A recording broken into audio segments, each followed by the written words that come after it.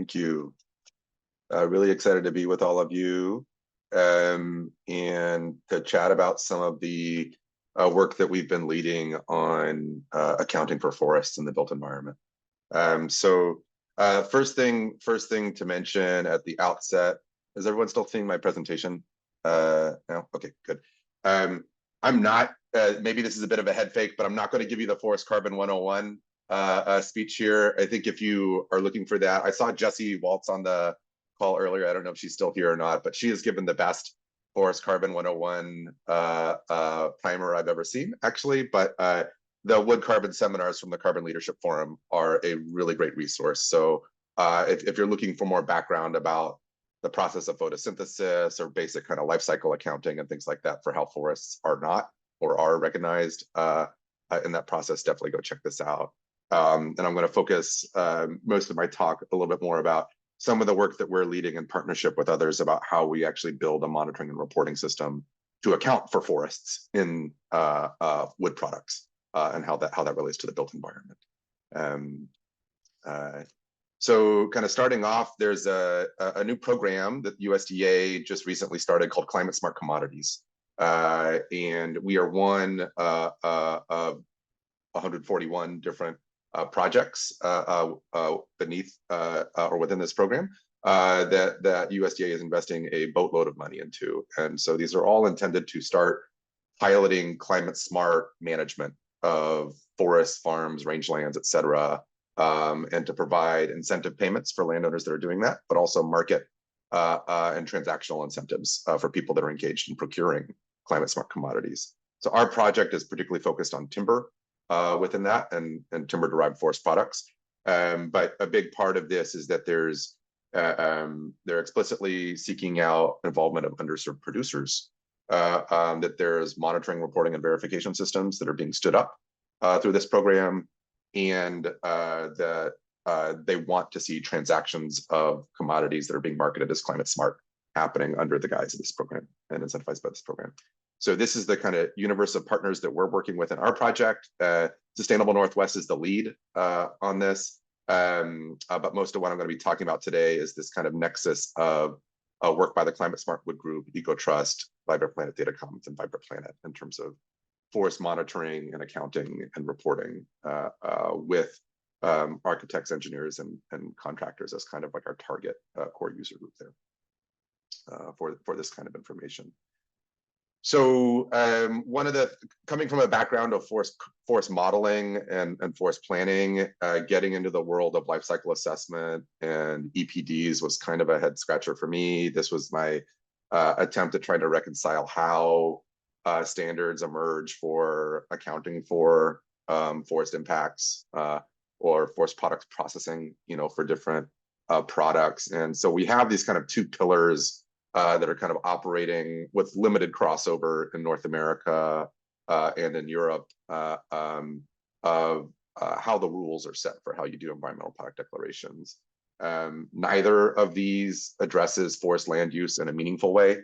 So there's still this big gaping hole that we have there related to the assumption of biogenic carbon neutrality. So we've had a significant number of people in the design build community that realize that there is a lot of influence that forest management has on carbon storage and sequestration, and that we'd like to be able to attribute that to the wood products that we're acquiring and using in the built environment. But our accounting standards don't currently accommodate that in a very straightforward way. So some of the work that we've been doing is kind of built on a proof of concept study that EcoTrust led. There's a Climate Smart Wood Procurement Guide. I've got the link in the next slide, I think, for it, that I definitely encourage y'all to check out if you haven't already. And then we're also doing our work to align with some of these kind of bleeding edge developments in terms of how to do supply chain greenhouse gas reporting with the Greenhouse Gas Protocol as kind of our best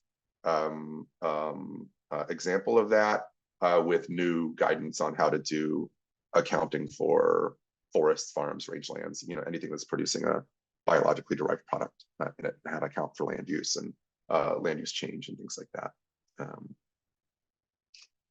So we had this proof of concept that we launched a couple years ago. We now have an interactive map that you can go through and you can click on any county in 5 northwestern states and see how the carbon stocks and timber output have evolved for different types of landowners in this region over time.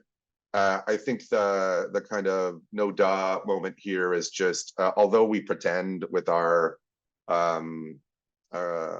life cycle accounting practices right now that all forests in North America are carbon neutral, none of them are.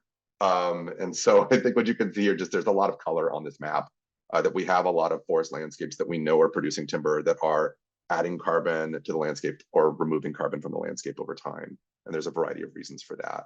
And we can do a better job of reporting where that's coming from and who's doing it. There's also a recent example produced by a couple industry-funded researchers that kind of illustrate exactly how to do this with existing public data.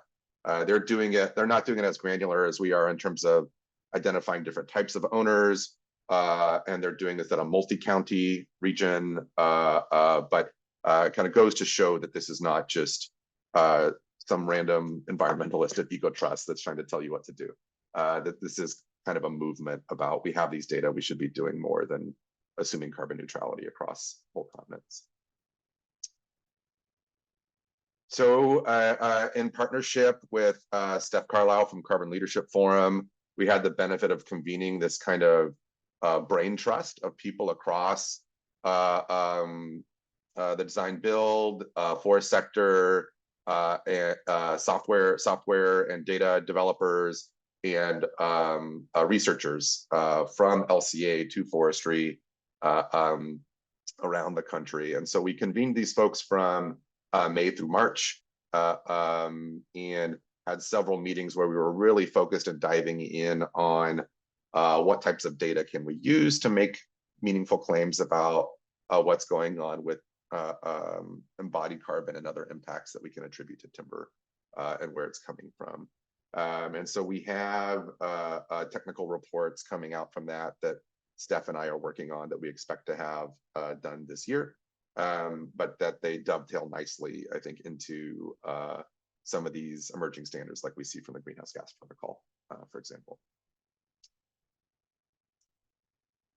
So if you haven't checked it out yet, would definitely encourage any of you to go check out the Climate Smart Wood Group's website.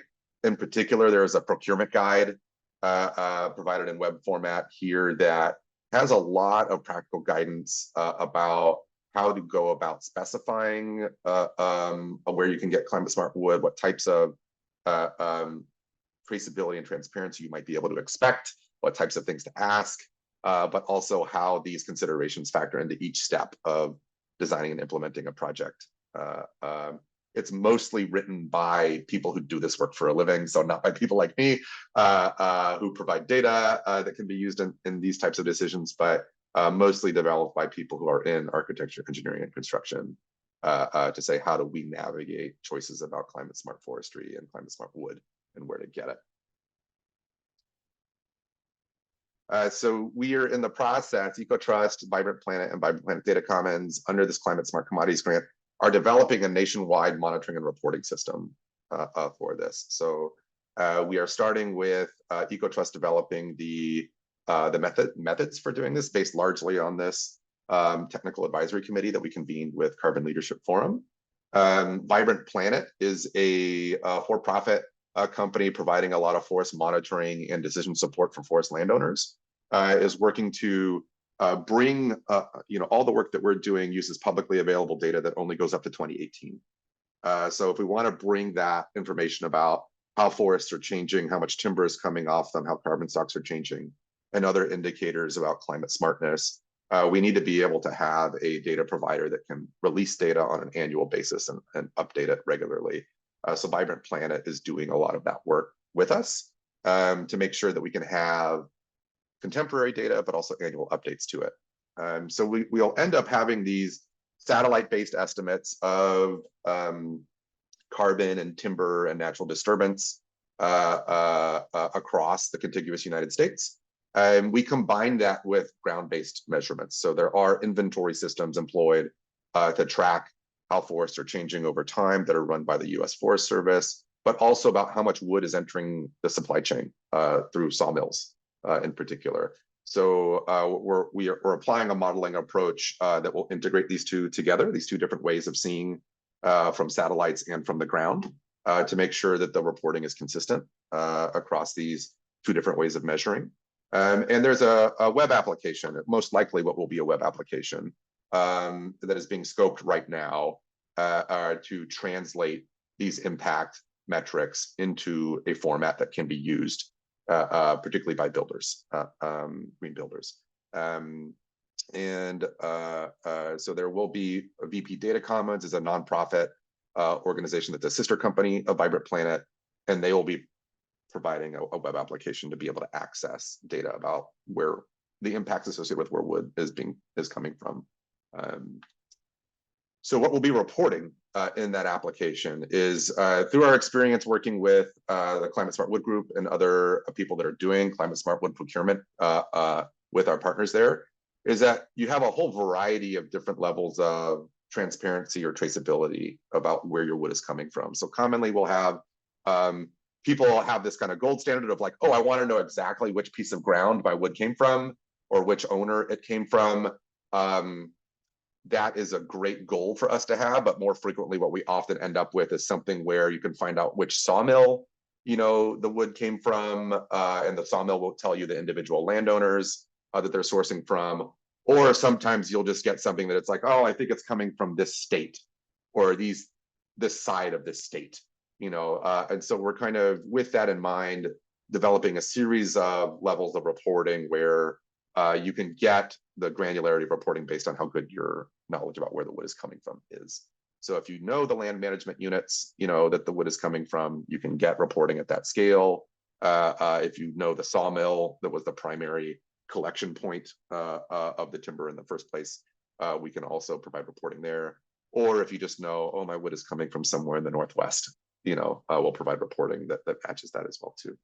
What we're not doing, even though this is part of the greenhouse gas protocol, is trying to report on impacts just drawn to individual cut blocks or harvest units. And that's because we're really kind of advocating for thinking about embodied carbon and forest impacts as an emergent property of a forest management system and not as something that happens on a single management unit. So there's lots of decisions that show how impacts are accruing across a managed forest landscape. For example, about how you protect streams, even if you don't produce timber from the stream buffers and things like that. That's part of your management system. That should be part of how you evaluate impact for people that are producing timber that have streams on their property, for example. And so we'll be providing these different levels of spatial reporting, but also having these other metrics that are useful to know, is this climate smart or not? So carbon is not the panacea, or embodied carbon alone is not the panacea. We also want to report about compared to what, you know, like, you know, how much is a managed landscape storing in terms of how much it would store if we walked away, how much intensity there is in terms of products coming out per acre or hectare, but also how much disturbance is going on, both in terms of land use change, but also natural disturbances like wildfire and pest outbreaks. That all kind of get a sense of, should I be directing more attention to procurement from here or there? We're just starting off on a user needs assessment for this right now. We have these kind of concentric circles of users and stakeholders that we have in mind. And at the heart of it, our core user group are people that are designing and procuring wood and trying to do so in an intentional way. We also know that obviously sawmills and mass timber fabricators are going to be important stakeholders in this, given that they'll be the ones that tell you where the wood is coming from. And then we also have, you know, going all the way out to the actual timber producers themselves, that there are going to be individual, in particular tribes and state and national forests, where we'll be able to provide that owner level reporting to help people know, should I be getting more wood from them or less wood from them, and why. And so here's a couple of contacts that you can reach out to get engaged in this. We'll be interviewing folks coming up in the next couple of months. And then eventually we'll be doing beta testing as we start to develop the application. So this is kind of our timeline for how that monitoring and reporting system is going to roll out. And it's likely that we're going to have something to work with before 2026, but have just kind of given ourselves some cushion for our funders right now to make sure that we hit these targets. But I think that's everything I'm going to scream through now, and happy to answer more questions as they come up.